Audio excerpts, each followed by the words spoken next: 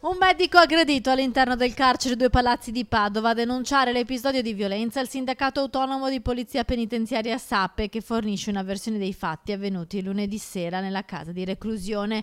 Il medico era intervenuto per verificare le condizioni di salute di un nomade detenuto che era svenuto a terra. A quanto pare però l'uomo aveva finto il malore e il medico lo aveva capito. Vistosi scoperto, il detenuto ha aggredito il dottore. Una furia che, come dicono i rappresentanti del sindacato, è stata bloccata solo dall'intervento immediato del personale di polizia penitenziaria. Questo ennesimo episodio di violenza è un sintomo di un'emergenza che da anni caratterizza la struttura carceraria padovana: il sovraffollamento. Le emergenze di questo periodo nascono da due motivi principali: mala sanità, tra virgolette ovviamente, e sovraffollamento della struttura, e che di conseguenza, appunto, essendo in tanti, non riesce a seguire in modo attento e idoneo un po' le esigenze trattamentali dei detenuti. All'interno dei Due Palazzi sono più di 600 i detenuti, situazione analoga al circondariale, oltre 100 sono ergastolani. Sono numeri altissimi e quindi la struttura non regge come organizzazione, come sistema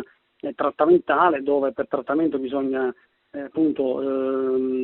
attivare quelle attività che in un certo senso, detto così terra impegnano i detenuti. L'aggressione al medico è stata commentata anche dal governatore Luca Zaia, che ha espresso solidarietà al dottore e al personale della polizia penitenziaria di Padova. L'incolumità e la serenità di questi bravi lavoratori, dice Zaia in una nota, vanno tutelati in ogni modo dallo Stato. Questo obiettivo deve essere tra quelli assolutamente prioritari.